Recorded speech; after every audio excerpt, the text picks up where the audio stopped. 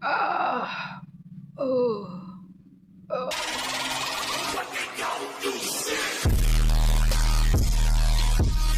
Di sebuah gang kawasan padat penduduk viral. No.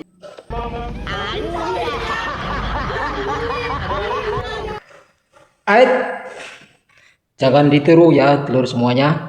Itu tadi beberapa detik tayangan suatu perilaku yang kurang baik. Tentunya jangan ditiru karena itu adalah perbuatan yang kurang baik. Nah, tentunya Anda sudah tahu itu tadi lagi ngapain. Nah, ini itu adalah kalau dalam hal istilah orang laki-laki namanya onani. Kalau dalam hal perempuan dikatakan namanya masturbasi.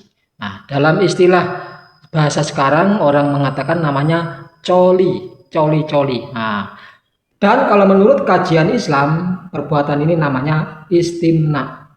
Tentunya ini adalah perbuatan yang terlarang. Tentunya jangan dilakukan. Ada pertanyaan, Pak, bagaimana sih hukum daripada onani atau masturbasi itu sendiri?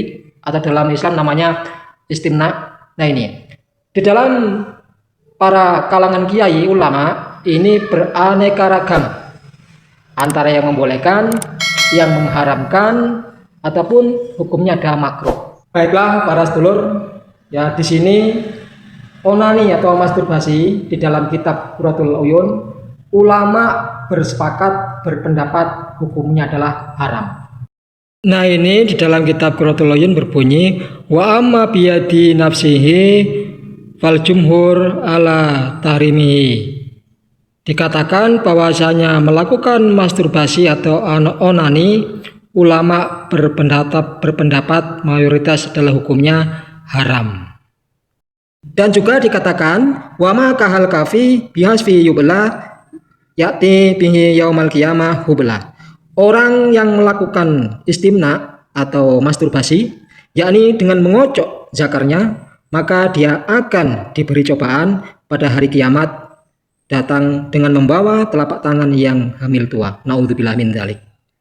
Menurut para ulama besar, onani atau masturbasi itu ya ada yang mengatakan mutlak haram. Ada yang mengatakan keharamannya itu ada tingkat-tingkatan tertentu. Ada juga yang membolehkan karena ada hal sesuatu yang tertentu. Ada juga yang hukumnya katanya makruh. Ini menurut para ulama besar. Menurut Imam Syafi'i dan Maliki, ini tegas mengharamkan yang namanya masturbasi atau onani. Hal ini alasannya karena Allah disuruh menjaga kita sebagai manusia untuk menjaga kemaluan, kecuali untuk istri-istrinya atau mungkin suami yang sah menurut syariat agama Islam. Ataupun kalau menurut Imam Maliki, bahwasanya barang siapa yang sudah mampu, umurnya sudah mampu, udah bisa, ya ini umurnya sudah cukup, dibolehkan untuk segera menikah. Karena apa? Untuk menghindari hal-hal yang tentunya sifatnya buruk seperti masturbasi ini. Masih menurut Imam Syafi'i, ini ada suatu hadis yang artinya salah satu dari 7 golongan yang tidak akan dilihat, tidak akan diperlihatkan oleh Allah pada hari kiamat nanti, ya tidak akan dikumpulkan dengan makhluk-makhluk yang lainnya nanti di hari kiamat. Bahkan ini adalah salah satu, yaitu orang yang melakukan masturbasi, orang yang melakukan onani nanti di hari kiamat tidak akan dilihat, tidak akan diperhatikan, tidak akan dikumpulkan dengan orang-orang yang lain.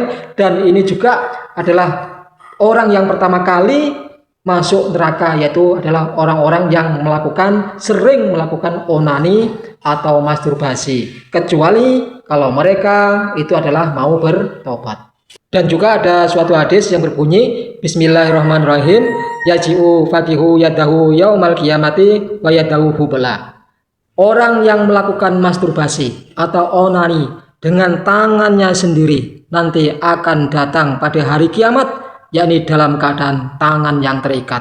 Hadis riwayat Baihaqi. Sungguh tentunya ini adalah keharaman dalam orang melakukan masturbasi atau onani menurut Imam Syafi'i dan Imam Maliki. Selanjutnya kalau menurut Imam Hambali dan Hanafi, melakukan masturbasi itu dibolehkan. Ini kalau dalam keadaan darurat, karena ditakutkan atau dikhawatirkan akan melakukan dosa yang lebih besar, yakni zina, ya karena dorongan nafsu yang sudah melampaui batas, yang tidak kuat lagi, ini dibolehkan untuk melakukan masturbasi atau onani. Tentunya hal ini ya jangan dilakukan sering-sering, ya jangan dilakukan sering-sering karena ini adalah perbuatan yang tidak baik.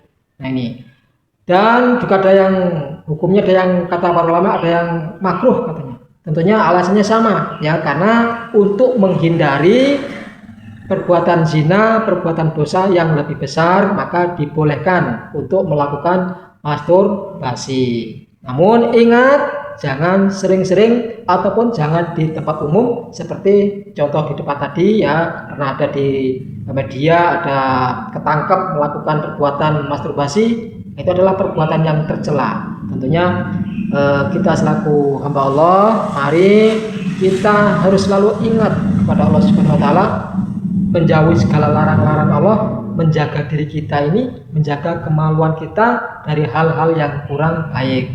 Baiklah Pak Daring yang berbahagia, sahabat Pak Daring di sana, bila mana ada kekurangan daripada penjelasan Pak Daring di sini, Pak Daring mohon maaf bila ada kekurangan, kesalahan.